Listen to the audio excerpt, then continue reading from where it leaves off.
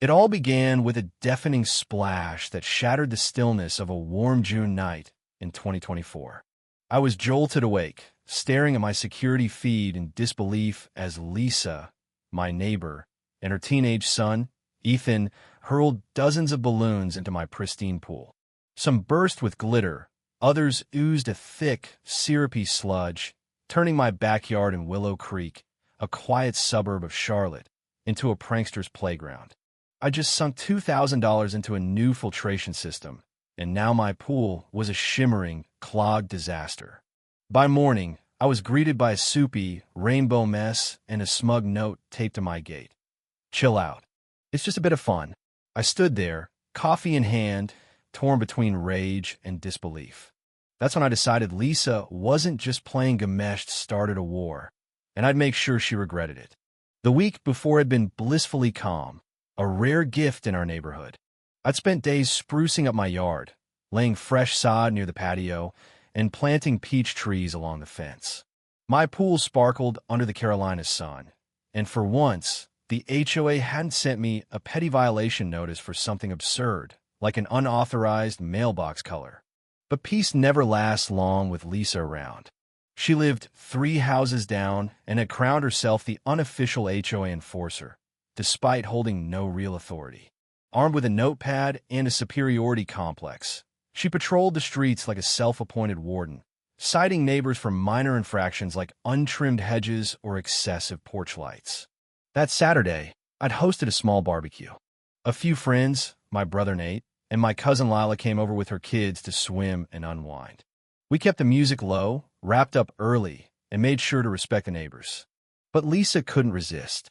Around noon, she appeared at my fence, peering through the slats like a nosy detective. "Is this gathering HOA approved?" she demanded. I explained it was a private family event, but she scoffed, muttering about pools wasting community resources before storming off. I brushed it off until the next morning, when my pool looked like a toxic art project.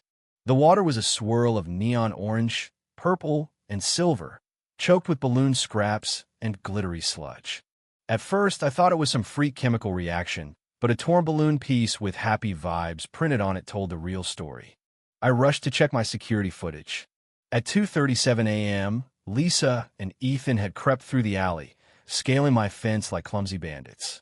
They carried bags stuffed with balloons, some filled with glitter, others with what looked like cake batter. They giggled, danced, and lobbed their arsenal into the pool. Ethan even dove in for a cannonball before they fled. The kicker? Lisa taped her taunting note to my gate, snapped a selfie with it, and strutted away like she'd pulled off a masterpiece. Furious, I sent the footage to the HOA, expecting swift justice. But the president, Mr. Harmon, replied with a spineless email. "We don't handle personal disputes," and the balloons seemed temporary. I pointed out the damaged filters, the gunk in the pipes, and the ruined pump, but they brushed it off. Then Lisa had the audacity to message me via the community app. "You're welcome for the festive touch.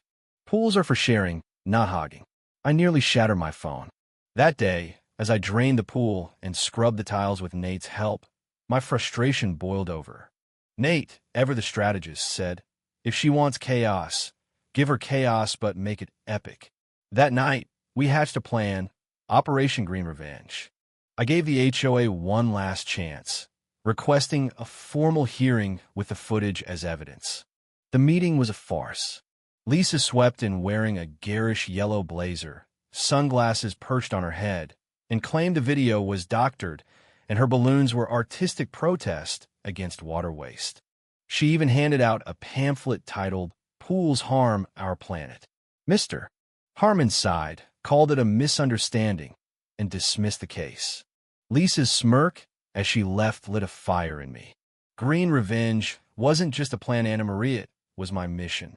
I called in a favor from Nate's old college friend, a chemist who'd worked on a kids' show famous for its slime stunts. I needed something safe, pool-friendly, but visually horrifying.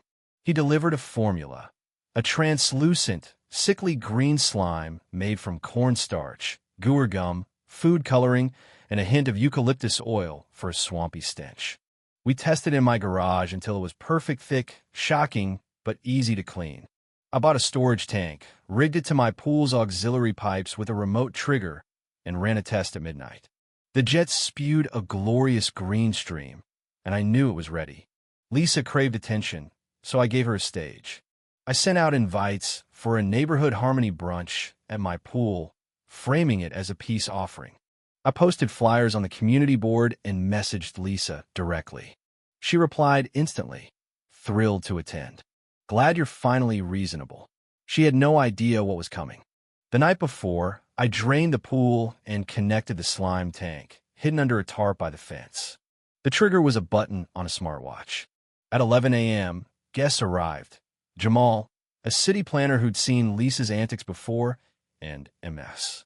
Clara, a sharp-tongued retiree who'd never bought Lisa's act. I seated them with a clear view of the pool. Lisa arrived last, strutting in a wide-brimmed hat, oversized shades, and a pristine white dress, her yappy dog Tinkerbell in a matching bow. She waved like a celebrity, sipping a mimosa and announcing, "The host returns to civility."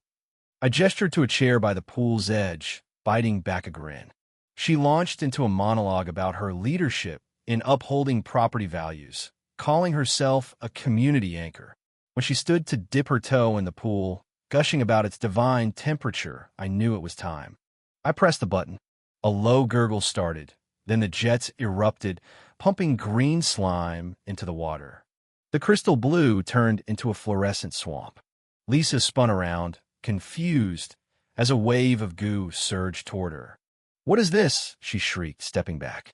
Her sandals slipped, and with a yelp, she tumbled into the slime. The yard froze, then exploded in gasps and laughter. Lisa surfaced, her hat soggy, shades askew, dress stained green. Tinkerbell yapped frantically as she flailed, screaming, "What did you do to my outfit?" Nate stepped forward, deadpan. "It's eco-slime, non-toxic, biodegradable. Safe to touch, not so great to wear." Lisa clawed her way out, slipping again, leaving a slimy trail. MS. Clara clapped, Jamal snapped photos, and the other guests roared. Lisa spotted my camera and shrieked, "You set me up." I met her gaze. "Like you decorated my pool at 2 a.m.? She froze, speechless, then stormed off, dripping slime, vowing this isn't over. But it wasn't over for her either. Within hours, she retaliated. A handwritten note slid under my door. "Your stunt will cost you. Consider this a warning." The next day, my trash bins were skipped by sanitation after an anonymous tip about toxic waste. Then a city inspector showed up, citing illegal pool modifications based on another false report. I proved everything was legal, and the inspector laughed, saying, "Sounds like a personal grudge." But when Ethan tried spray painting my fence at midnight, he didn't know I'd coated it with a graffiti repellent film. The paint slid off, and my floodlights caught him red-handed. I sent the footage to the police. The next HOA meeting was packed. I showed the spray paint video, and Mr. Harmon moved to strip Lisa of her unofficial enforcer role. It passed unanimously. Jamal revealed her false complaints could lead to fines, and Lisa's attempt to protest was silenced by a vote. She stormed out, ranting about lawsuits. Her community app post accusing me of chemical terrorism went viral online, spawning memes and GIFs of her slime-soaked flail. She deactivated her accounts and stopped walking Tinkerbell past my house. Soon, a for sale sign appeared on her lawn. She moved out quietly, defeated. To celebrate, I hosted a slime-free splash party. Neighbors brought food, kids played, and we laughed over green jello. The neighborhood felt alive again. A wooden sign arrived, engraved with a pool that tamed Lisa and the date of the slime incident. I hung it by the peach trees, a subtle trophy. The saga even inspired a viral video dubbed The Great Slime Feud of Willow Creek, racking up millions of views. Neighbors thanked me, and the city featured our community's revival in a newsletter. MS. Clara adopted Tinkerbell, and we held a fall festival, cementing our new unity. As I sat by my pool one evening, I realized this wasn't just about beating Lisa. It was about reclaiming our community from fear and petty tyranny. The slime was a spark, a ridiculous, glorious stand that showed what happens when you fight back with creativity and nerve. But questions linger. Was I too harsh, turning a prank into public humiliation? Should I have taken the high road instead of the slimy one? And what would you do if a neighbor like Lisa pushed you too far? Drop your thoughts below, hit that like button, and subscribe for more wild neighborhood tales.